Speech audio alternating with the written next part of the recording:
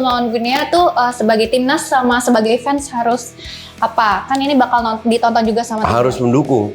Apapun hasilnya, kita tetap mendukung. Karena prestasi mereka sudah di atas ekspektasi. Masuk 4 besar, itu prestasi yang luar biasa. Dan gue setuju sama Erick Thohir bilang di sebuah wawancara, harusnya ini pencapaian 5 tahun ke depan, bukan sekarang. Gue setuju memang. Tapi kalau nggak dapat trofi, untuk sebagian dari kardus-kardus ini, nggak berprestasi. Makanya inilah kenapa gue tetap menjalankan tugas gue untuk menyadarkan para kardus yang tolol ini. Saran dari Koci supaya paling tidak timnas kita bisa memberikan yang terbaik saat menghadapi Guinea. Ya, 11-11 ini harus perform.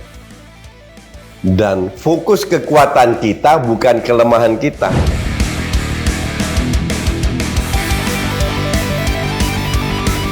Hai Sportifiers, apa kabarnya? Balik lagi sama kita berdua yang udah nongkrong di sini dan pastinya nemenin kamu semua di Jaspil ya, Sportify Indonesia.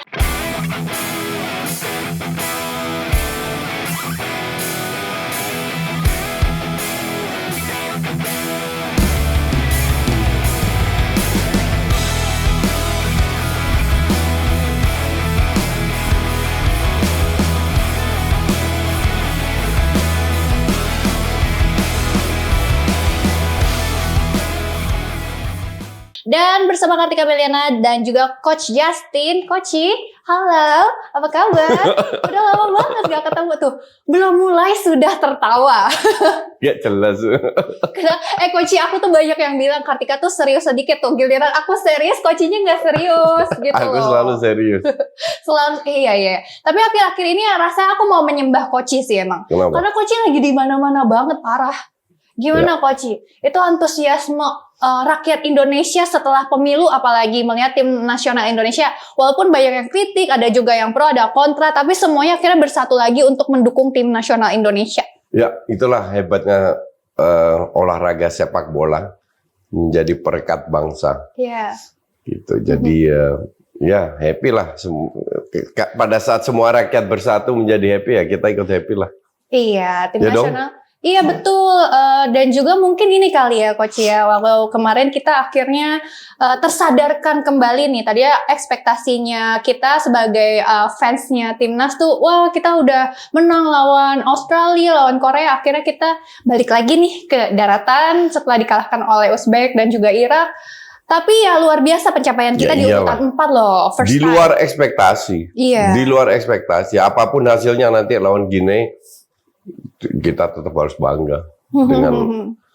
Cuman ya selalu ada netizen yang merasa kita harus jadi juara dunia baru bangga gitu. Iya, gimana sih Coach caranya mengubah mentalitas kita semua nih yang kalau misalkan berhasil adalah artinya kita menang atau dapat piala? Ya, nah ini kebetulan banget gue itu kemarin di Liputan 6 kita bahas yang sama. Oh iya, oke. Gini, kita ini apa ya? Untuk menjadi juara dunia, juara Eropa, juara Asia itu cuma satu negara. Dan faktor luck-nya itu pasti besar. Kenapa? Tergantung drawing, tergantung form of the day. Yes. Oke. Argentina tuh jadi juara dunia berkat 2 kali adu penalti, perempat final sama final. Italia jadi juara Eropa berkat 2 kali penalti, semifinal dan final. Apakah itu bukan luck? Pasti luck dong, ya kan? Nah, di kita ini, gue kemarin kasih contoh, Belanda itu dengan penduduk 17 juta, 4 kali masuk final Piala Dunia. 1 cewek, 3 cowok.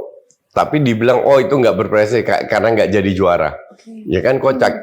Emang dari 250 member FIFA, yang masuk final hanya 2 negara. Apakah itu bukan prestasi? Ya, harusnya udah proses udah. Itu kan prestasi banget. Kita semua orang bilang lulus grup aja bagus. Masuk 4 besar itu prestasi yang luar biasa. Dan gue setuju sama Erick Thohir bilang di sebuah wawancara, harusnya ini pencapaian 5 tahun ke depan, bukan sekarang. Gue setuju memang. Tapi kalau nggak dapat trofi, untuk sebagian dari kardus-kardus ini nggak berprestasi. Makanya inilah kenapa gue tetap menjalankan tugas gue untuk menyadarkan para kardus yang tolol ini. Gimana ya? Bahwa prestasi itu nggak harus dengan piala. Tapi dengan proses dan progres ya? Dengan proses dan progres. Iya. Jadi kalau lu juara nggak juara pun it's okay.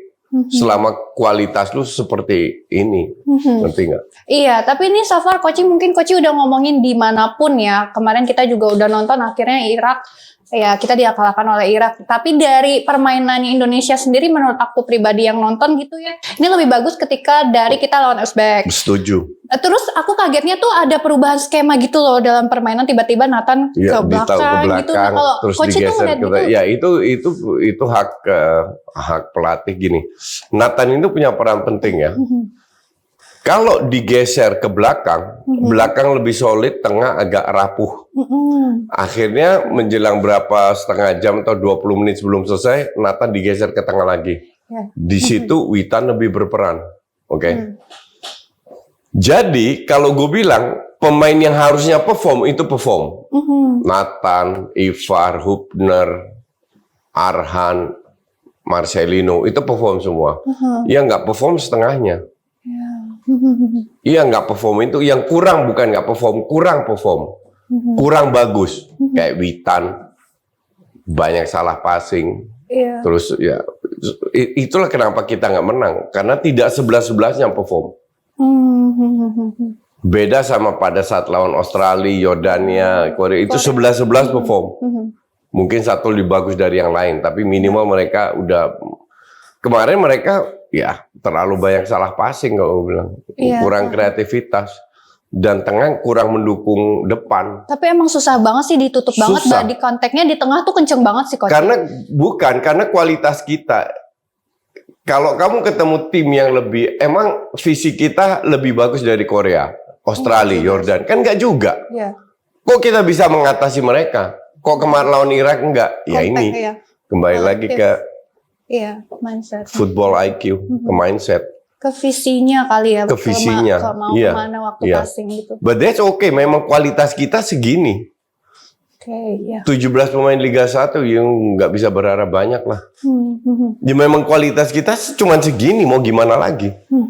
Ya kan? Jadi kita melihat kualitas kita seperti apa dengan pencapaian 14 itu udah luar biasa banget. Iya, banget lah. Ya, jadi apapun hasilnya besok gue sangat happy dan appreciate. Kemenangan besok adalah sebuah bonus atas kerja keras. Kalau nggak menang, let's move on. Iya, bahkan di kemarin sempat jadi highlight juga kesalahan Justin Hubner sampai tercipta golnya Irak. Tapi sekarang Hubnernya belum tentu nih bakal bantuin Indonesia lagi lawan Gini.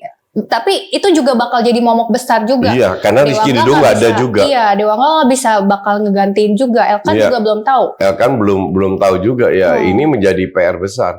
Iya. Tapi ya mau gimana lagi? Iya. That's all we have.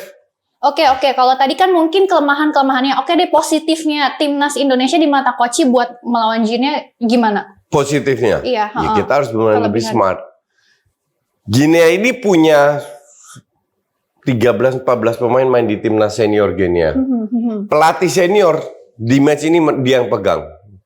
Yang asli pelatih aslinya jadi asisten. Oke? 4 atau 5 pemain main di kasta tertinggi. Ada yang main di bekas Barcelona, Moriba 21 tahun, main di Getafe kalau nggak salah. Momo Cishe itu juga. Ada yang main di Lens, Prancis. Ada 4-5 pemain lah. Jadi dari di atas kertas kita kalah. Tapi itu kan di atas kertas, ya kan? Di sisi lain, kalau Gini ini sehebat itu, kenapa mereka main playoff? Artinya 2 kali kalah juga kan? Iya. Jadi nggak sehebat itu ini tim. Nah, dalam arti kita punya peluang kembali lagi 11 pemain ini harus perform. Terutama pemain Liga 1 harus tingkatkan performanya. Itu yang berat, nggak gampang. Iya. Kalau Elkan balik, seandainya Elkan memperkuat, minimal Nathan bisa ke tengah. Ya semoga Witan kembali dapat performanya kayak lawan Yordania. Begitu pula Marcelino dan Strike. Then we can the game. Bisa aja kita menang. Kenapa nggak bisa? Jadi jangan terlalu terbuai dengan apa yang ada di atas kertas. Iya. Ya, kayak 271 triliun tuh di atas kertas kaya. Duitnya dari mana ya nggak jelas kan? Itu lagi Coach Ciko itu ngeri ya. Itu sebuah contoh aja. Iya. Jangan terbuai dengan apa yang di atas kertas. Tapi jujur li ya Coach Ciko, kalau aku kan dari dunia. Apa jujur li? Iya. Jujur li Oke, bahasa apa itu? Bahasa Gen Z itu ya? Mohon maaf, itu bahasa selatan. Mohon maaf. Iya. Kalau ngelihat ya. Kamu selatan coret kamu. BSD selatan coret kamu. Selatan men. Coach, aku tuh agak ngeri ya kalau ngelihat si pemain-pemain dari Guinea ini ya. Gimana pun mereka Afrika kan salah satu ras terkuat di bumi selain emak-emak ya. Iya. Itu lawan kita nggak di konteks gimana, kembali lagi. Gimana? Iya, kembali lagi. Sepak bola itu adalah olahraga otak. Oke.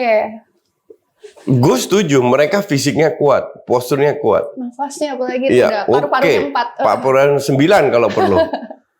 Di sini kita harus bermain smart. Artinya gimana?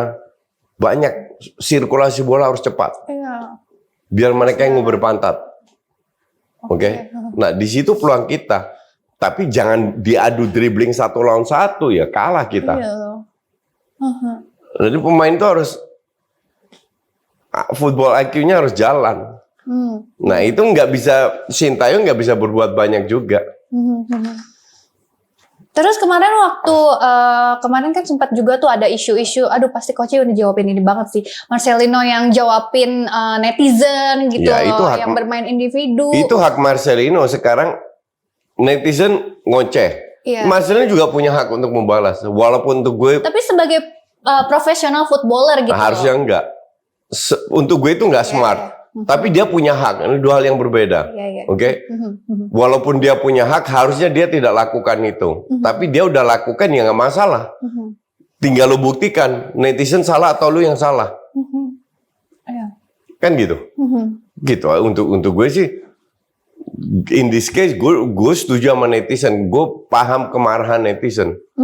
Dan gue pun juga kesel dengan sikap egois dia. Iya, harusnya juga kita sebagai netizen Indonesia lebih positif ya Coach. Harus lebih positif. Bahkan itu gue sekarang setuju. masyarakat Malaysia loh lagi mendukung kita dan jelek-jelekin timnasnya sendiri. Ya Iya, kan Coach? nah itu parah. Iya, makanya harus lebih yakin lagi nanti melawan Guinea ya. Ini jelang playoff, tapi ngeri juga tuh ranknya tertinggi mereka sempat 2-2 loh. Ya so what? Walaupun Iya itu senior kan? Iya senior. Iya kan ini kita bicara U23 kan beda. Tapi kan ada pemain senior yang main juga di 2-3-nya ini. Ya so? Aduh. Ya kita juga ada pemain senior yang banyak pemain yang kita main di senior. Optimisme coach ini harus dibawa sampai lapangan deh kayaknya. Justru gue mah realistis aja. Mereka mungkin unggul dari segalanya di atas kertas. Di atas kertas.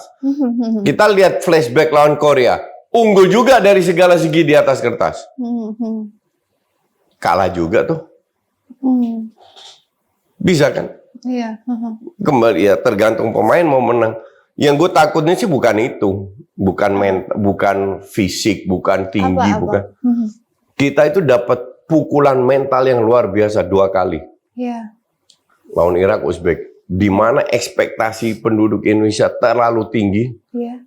Mereka ingin membuktikan tapi terkunci. Bakatnya, keinginannya enggak karena terlalu over. Iya. Oke.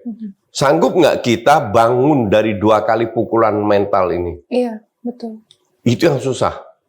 Kalau mereka sanggup bangun dari pukulan mental ini, nah ini lebih seru lah. Kasarnya begitu, lebih seru. Iya, apalagi walaupun emang si Guinea ini juga udah istirahat lebih lama dari kita, tapi ini justru momentum timingnya kita ya. Kemarin kita baru main seminggu sebelum si lawan Guinea ini ya. Itu bisa dimanfaatin juga nggak sih Coach sebagai timing, momentum, terus kayak apa ya, lebih ke psikologi di lapangan gitu, gimana Coach? Itu cuma di atas kertas saja. Oke. Nah kalau sebagai pelatih nih, kalau lagi mentalnya si pemain-pemain ini lagi ngedrop banget abis kekalahan-kekalahan, biasanya Coach gimana? Ya, berbicara non teknis. Makanya Sintayong bilang 3 hari pertama kita nggak sentuh bola, ya benar itu. Kan mereka punya seminggu. 3 hari pertama kita recovery nggak istirahat. Ya, disitulah lahirlah sesi-sesi itu. Gimana? Apa ada masalah? Mungkin masalah cewek, masalah keluarga, masalah apalah. Nggak, kita kan nggak pernah tahu. tapi itu bisa mengganggu performa seorang pemain.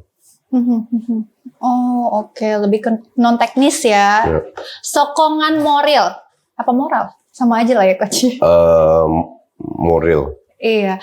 Nah, Coach, kalau ngelihat kan ini pertanyaan aku pribadi nih, Coach. Kok Sintayong nih nggak mau, selain karena permasalahan kedalaman pemain kita juga nggak bagus gitu ya. Emang dia nggak mau ngeganti yang di lapangan karena takut mengubah ritme lapangan dan cara bermainnya mereka, apa gimana sih? Enggak, karena kualitas di bench nggak bagus. Bahkan Hoki juga nggak dikasih sama sekali. Ya gitu. Hoki udah dikasih kesempatan juga jelek mainnya. Sananta dikasih kesempatan ya gitu-gitu aja. Iya sih. Cuman kan nggak tahu itu kemarin memang lagi, apalagi pas di babak tambahan waktu itu kan emang lagi urgent banget sampai segitunya nggak mau ngeganti gitu. Pemikirannya pelatih tuh kenapa sih? Ya itu karena dia nggak percaya dengan pemain dengan kualitas yang ada di bench. Apalagi nanti Dewangga mau datang ya katanya. Itu gimana tuh? Ya dia datengin Dewangga, mungkin dia lebih percaya Dewangga bisa menggantikan di belakang atau sebagai subs atau apa. Kan selama ini Ferrari Komang yang main. Ya mungkin kalau Dewangga datang ya ujung-ujungnya Bagot, Ferrari sama Komang. Feeling gue Dewangga akan jadi cadangan. Tapi butuh cadangan juga. Jadi kemana? We'll see. Tapi gue tidak. Peluang untuk menang lawan Irak sebenarnya lebih besar. Tapi kita tidak memanfaatkan itu.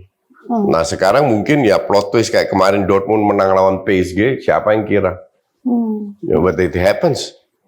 Itu kan sama, di atas kertas PSG jauh lebih unggul. Tapi ya kalau syuting 4 kali kena tiang ya sesuai juga kan. Ya keberuntungan ini kita butuhkan juga. Iya, apalagi Asia nih, kita bagian dari Asia itu terkenal tangguh dan lincah ya Coach ya. Harusnya bisa melawan lah yang Afrika yang gede-gede gitu ya Coach. Ya harus kita buktikan, nggak cuma teori. Iya, setuju. Coach, pertanyaan udah muncul, kita jawab ya pertanyaan dari kalian. Nah ini biasanya kalian mengirimkan pertanyaan-pertanyaan lalu kemudian tim kreatif dari Sportify itu memilih. Jadi kalau yang belum dipilih tetap kirim terus pertanyaannya, tiap minggu Coach bakal jawabin pertanyaan kalian. Kita langsung baca yang pertama Coach, ada Kaziwir. Gimana tanggapan Coach tentang Marcelino yang sedang dihujat habis-habisan, dan bagaimana Coach cara menanamkan attitude yang bagus pada seorang atlet sepak bola? Ya ini sebenarnya tugas pelatih juga. Jadi kalau dihujat gue nggak setuju. Gue mengkritik, tapi kritik ini masukan, membangun, bukan menghujat. Gue nggak setuju juga kalau sampai akun klubnya itu juga dibombardir. Ya kan, itu buat apa? Mereka ini aset negara loh. Kita masih butuh mereka. Justru kita harus memberi motivasi. Kritik sedikit, oke, fine, tutup. Dukung mereka lagi. Iya. Jadi ngapain dihujat, buat apa gitu? Masa iya seorang ST sampai dengan front office di belakangnya juga nggak ngelihat kondisi di lapangan. Udah cukup lah dari mereka ya kan. Iya. Jadi itu tugas pelatih untuk menanamkan attitude. Tapi sekali lagi pelatih itu kan hanya bisa memberi masukan. Yang berubah itu kan pemainnya sendiri. Kalau pemainnya sendiri nggak mau berubah ya susah juga. Setuju. Iya. Jadi mau pelatih ngomong apa aja kalau pemainnya nggak mau berubah ya. Iya. Namanya juga anak muda Coach. Nggak juga, 19 mah nggak muda. Itu udah nggak muda ya? 19 gue udah tinggal sendiri. Itu di luar Coach. Nah dia kan main di luar. Iya sih. Iya, oke. Lanjut, Kaziwir, semoga kejawab ya. Ada Rangga Aliansa Putra. Cara bedakan kritik dengan hujatan berdalih kritik Coach. Soalnya kan lagi hangat nih pemain bereaksi terhadap komen netizen. Ya, gue sih nggak begitu setuju ya. Karena kalau kita lihat timnas yang dihujat, yang diajar itu kan banyak. Contoh Witan nggak pernah protes tuh. Sering dihajar juga. Fajar, Rio Fahmi nggak pernah protes juga, dihajar juga kok. Ferrari, Komang dikritik juga nggak pernah balas mereka. Nah harusnya kayak begitu. Tapi kembali lagi tiap orang kan berbeda. Nah sekarang makanya lu nggak setuju dengan netizen, it's okay. Tinggal lu tunjukkan sekarang bahwa netizen salah. Iya betul. Kan gitu. Tapi kalau lu mainnya sama nggak berubah dan jeblok lagi ya netizen yang bener. Iya betul. Iya kan, gitu aja. Iyalah, kita juga walaupun mainnya sebagus apapun, kadang kan juga ada salahnya di mata orang. Gitu. Kita nggak bisa nge-please semua orang gitu ya. Betul. Ya, betul. Nah gitu. Ya Rangga, semoga terjawab dari Coach. Next ada Husni Mubarak. Mau tanya coach, kenapa di turnamen umur kayak U23, U20 negara Afrika sangat kuat dan bisa berbicara jauh ketimbang negara unggulan? Berbanding terbalik dengan di senior negara Afrika cuma sebagai kuda hitam aja. Iya loh, iya betul. Ya mereka lebih unggul dari fisik ya. Itu sangat kuat. Kalau berbicara aja ya, Ghana juga sempat itu sih juara Olimpiade atau juara U19 karena mereka secara fisik lebih unggul. Cuman sekali lagi mereka jam terbangnya juga cetek karena kan mentok di usia, semua usianya sama kan. Betul. Jadi kita jam terbang cetek, mereka juga cetek. Mereka unggul di fisik oke. Tapi kita harus make sure kita lebih pintar mainnya. Dan itu tugas pelatih. Jangan gampang terprovokasi. Jangan bermain untuk diri sendiri, jarang budaya Afrika, budaya sepak bola Afrika banyak sekali ngandelin skill individu. Kita tinggal double cover, artinya pemain harus lebih banyak berjalan. Double cover, kesulitan juga mereka.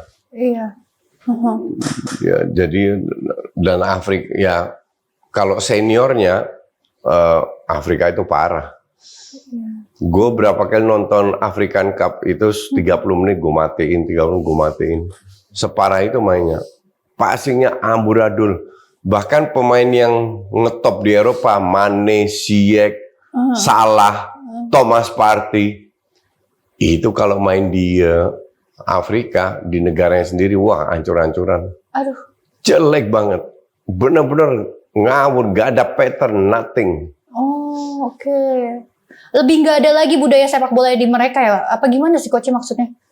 Enggak, mereka pengen bermain untuk pengen show off aja semua. Oh gitu. Ya. Wah parah banget ya. Parah, nggak enak sama sekali, nggak enak ditonton. Jadi kalau gue bilang kita nggak usah berkecil hati. Mereka punya kelebihan, kita punya kelebihan. Jangan kita hanya fokus ke kelebihan orang. Kita harus fokus kelebihan kita. Ini harus kita tingkatkan. Rumput tetangga selalu lebih hijau, tapi kita fokus ke rumput kita sendiri. Kita harus perbaiki rumput kita sendiri. Gitu. Iya, pas banget nih aku juga warnanya kayak rumput Koci. Nggak mau lanjutin. Oke, ada Yufi. Coach, netizen kemarin sempat perang saudara gegara beda pendapat tentang permainan Marcelino saat lawan Uzbek. Apakah ini karena mereka kualat sama Bung Toel? Gimana tuh? Gimana Yufi? Ya coach aja yang Yufi nggak jelas lu Yufi.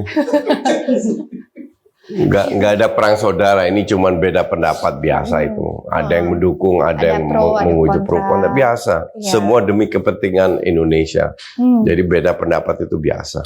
Iya, tapi Marcelino mau kayak gimana pun ya Koci. Setiap aku lagi nobar gitu, banyak banget Koci yang banyak banget yang ngefans sama Marcelino. Seorang Marcelino tuh. Gue juga ngefans sama Marcelino. Cuman gue juga bisa mengkritik. Iya.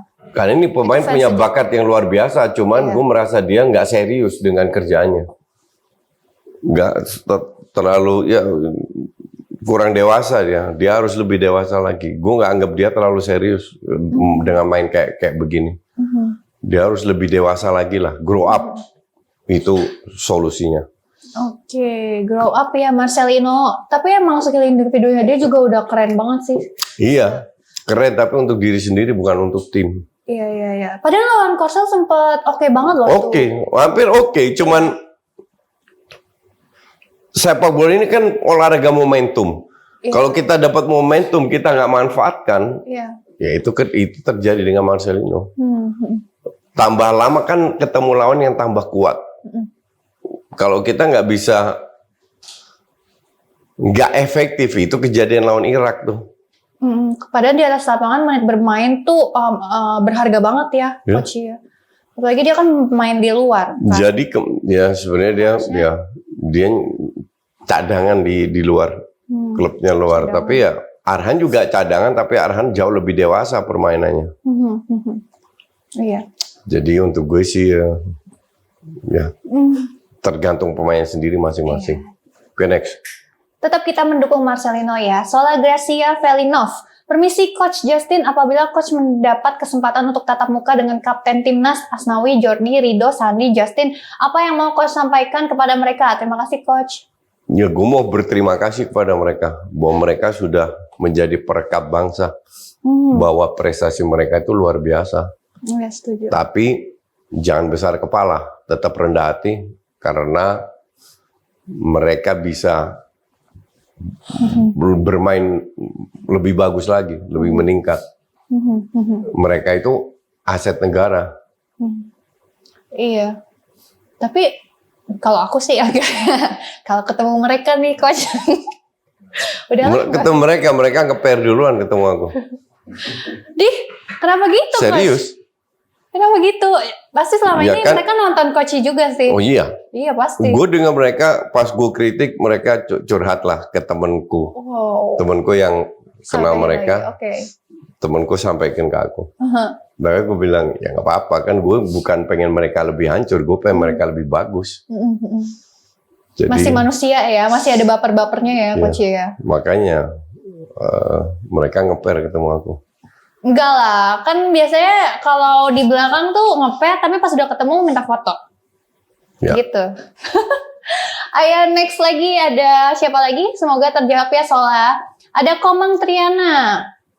Coach, kalau seandainya timnas bisa mengalahkan Guinea dan lolos ke Olimpiade Paris 2024, kira-kira siapa nih pemain senior yang bisa dibawa ke Olimpiade untuk mengisi slot 3 pemain senior menurut Coach? Gue akan ambil J.H.S. Oke, karena J.H.S. itu coba tolong dicek umur berapa ya? Kayaknya masih muda, 23. 25.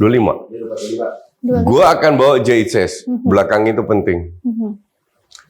Gue akan bawa Tom Haye. oh ya. Terus kipernya tetap Hernando atau Sama kiper Paes. Ya, 3 orang itu. Iya. J.H.S. porosnya kan J.H.S. Martin Paes sama Tom Haye. Oke, itu dia 3 pemain senior pilihan Coach. Ya. Semoga langsung didengar sama STY dan timnya. Gitu ya. Ya lolos dulu kali. Iya sih, lolos dulu ya. Aduh kejauhan. Ini kalau ngomongin udah lolos dari Olimpiade belum nanti grupnya ya sama siapa. Tapi kalau lolos sama lewat si Guinea itu lebih mudah katanya grupnya. Ada Amerika, ya nggak sih? Enggak, grupnya cukup berat, tapi nggak penting lah. Tapi lebih berat lagi kalau kita lolosnya lewat yang 3 besar itu. Alah nggak penting kalau Ayo, udah lolos dulu aja. aja. Iya. Lolos dulu aja. Kalau ya, udah di sana pemirsa. lihat aja, udah bagus banget. Mau kalah semua ya, I don't care. Tapi yang penting Lolos dulu. udah terlaksana nih kita Iya. lolos Olimpiade. Iya. Yang dibilang sama ST kan, Iya. kita bisa masuk, bisa lah. Ada Mbah Kromo, Coach mau tanya, ketika ada orang yang attitude bagus tapi hasil kerjaan biasa aja dengan orang yang hasil kerjaan luar biasa tapi attitude dia bikin geleng-geleng kepala. Persamaan mereka berdua memiliki atas kerja yang bagus. Kalau aku harus mengeluarkan satu di antara mereka, sebaiknya ngeluarin yang mana Coach? Terima kasih sudah bersedia menjawab. Gak usah pikir panjang Mbah Kromo. Buang attitude yang jelek. Oke. Kenapa?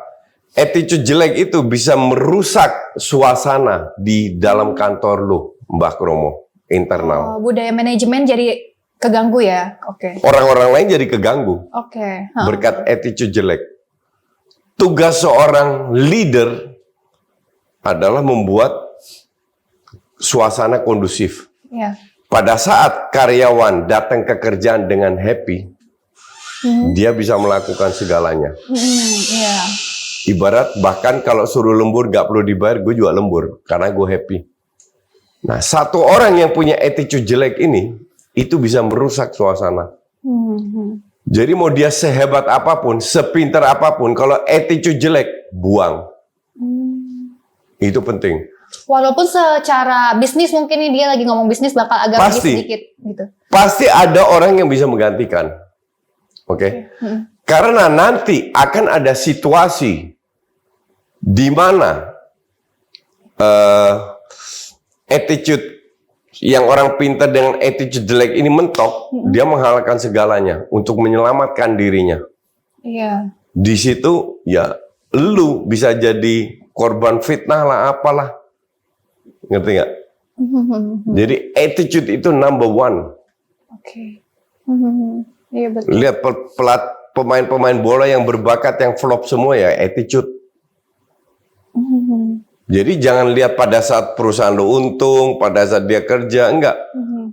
Asumsi perusahaan lo terseok-seok.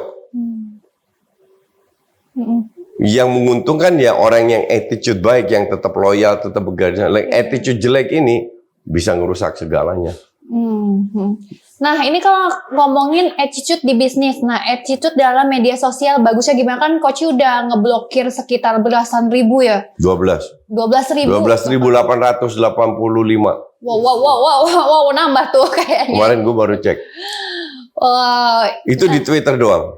Iya, mungkin sebagai netizen nih, sebagai influencer juga gimana sih attitude yang bagus di media sosial, apalagi dalam mendukung tim nasional Indonesia? Gue ini kan seorang influencer, oke? Tugas influencer kan menginfluence, memberikan vibes yang positif. Yang negatif-negatif ya kita blok, biar dia sadar. Karena menyebarkan vibes yang positif itu untuk gue penting. That's why I look young. Oke. Karena hidup itu harus penuh dengan positif, hal yang positif. Iya, Coach. Untuk pas lagi Coach ngomong gitu, muka aku nggak disorot gitu kan ya? Iya dong. Orang sering tanya, Coach kok bisa awet muda? Nggak ada obatnya. Obatnya cuma satu. Sebarkan vibes positif. Keluarkan unek-unek di hati. Berani ngomong. Iya, semua tuh berawal dari pikiran sih, Coach. Iya. Betul. Aku akhir-akhir ini cerita sedikit nih Coach, aku lagi afirmasi yang positif terus. Bahkan kemarin tuh aku mulai agak males kan gitu untuk ngelakuin kegiatan. Terus aku afirmasi positif kayak, oke, aku akan kerja lagi nih hari ini. Nanti setiap kerjaan yang hari ini datang aku ambil semua. Dan pada hari yang sama aku 7 kerjaan dapat beruntun Coach. Afirmasi positif tuh penting banget sih. Makanya gue juga bilang sama Hendy, gue nggak mau diskusi sama orang-orang yang negatif. Dan itu di semua talk show gue bilang.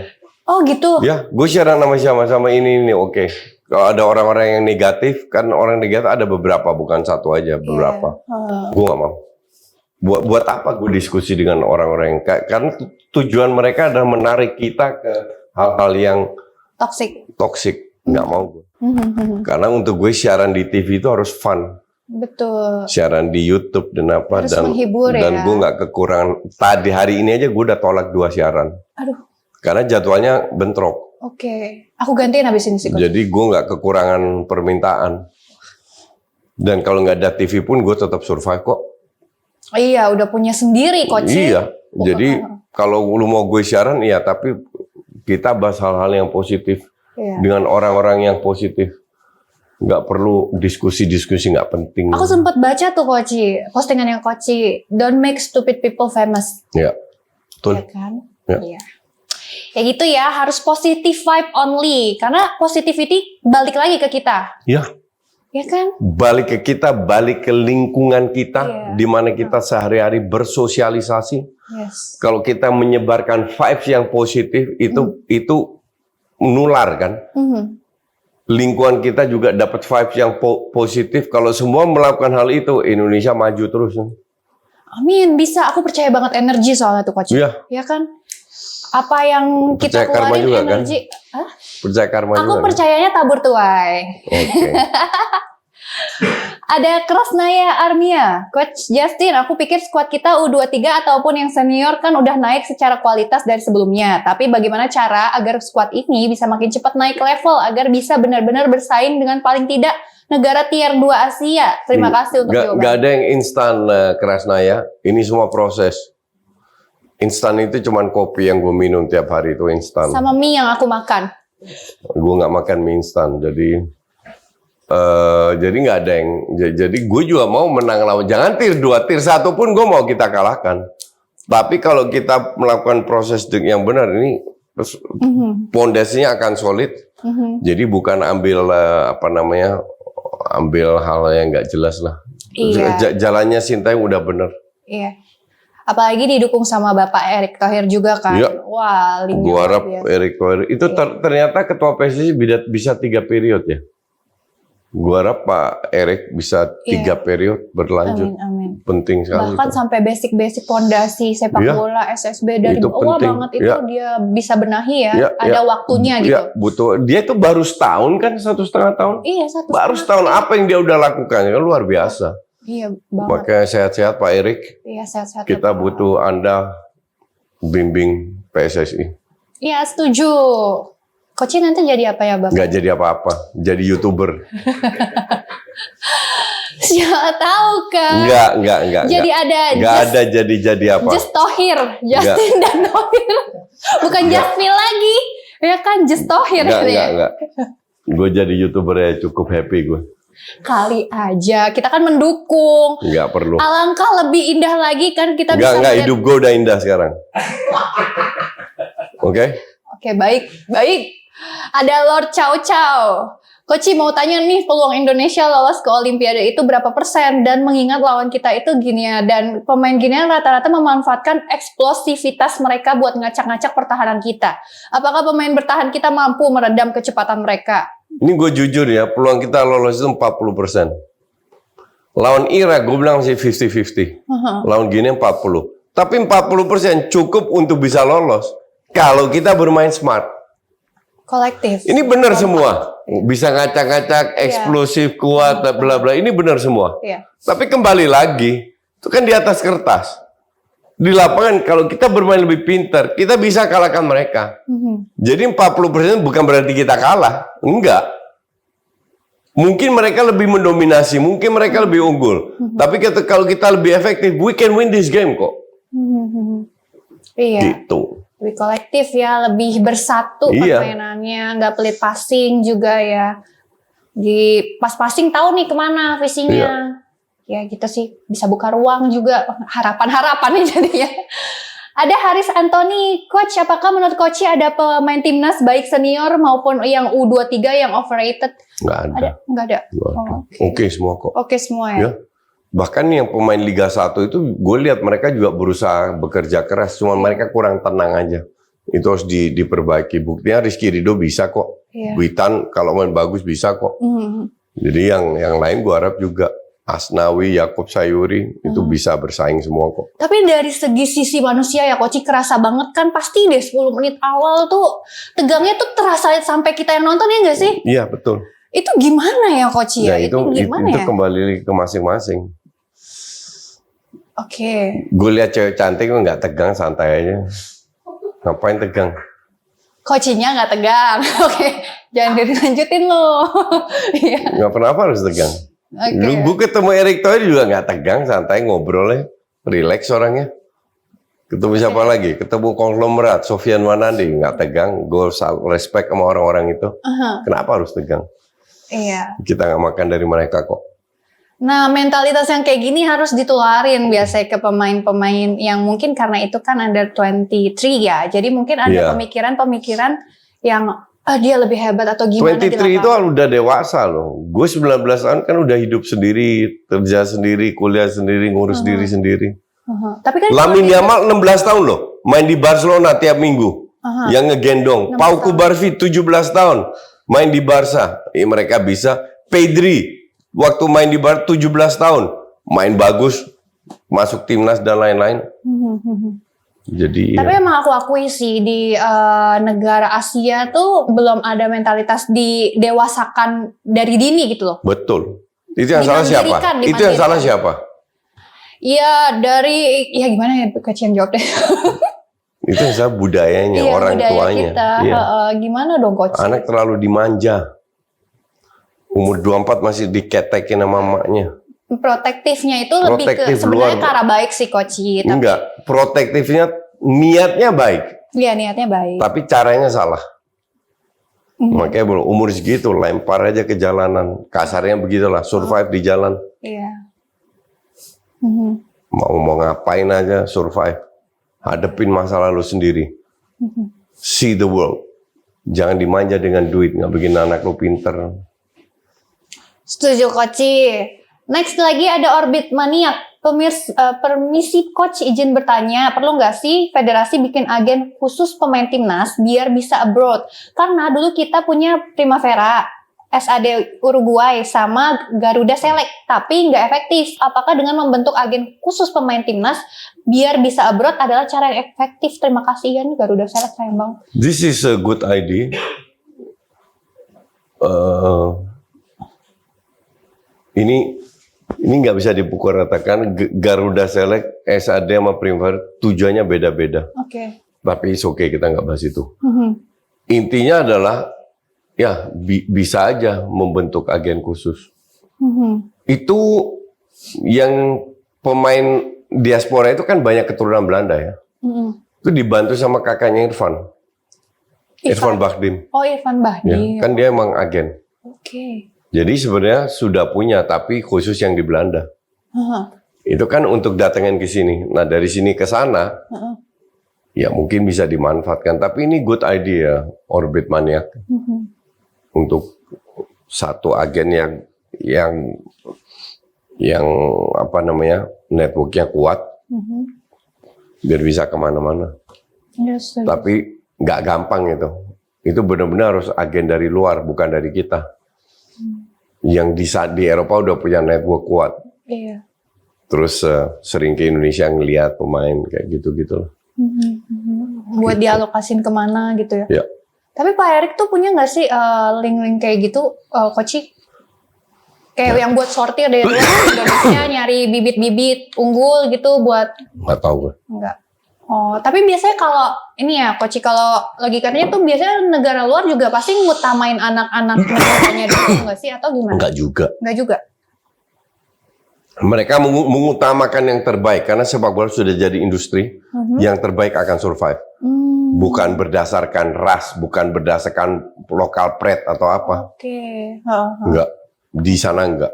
Di sana enggak ya? Ya. Kayaknya udah, bahasanya udah mendunia ya untuk Ya. sepak bola ini, jadi udah nggak mandang sara lagi. Iya. Oke. Bagus Orbit idenya.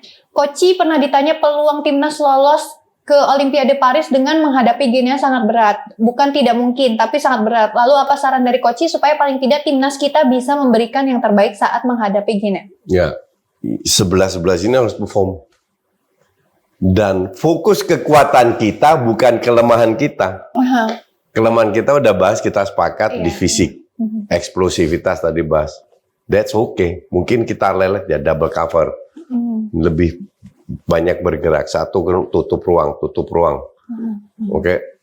Off the ball-nya harus lebih pintar. Nah, dari sisi menyerang lebih banyak sirkulasi bola cepat, bikin banyak kombinasi.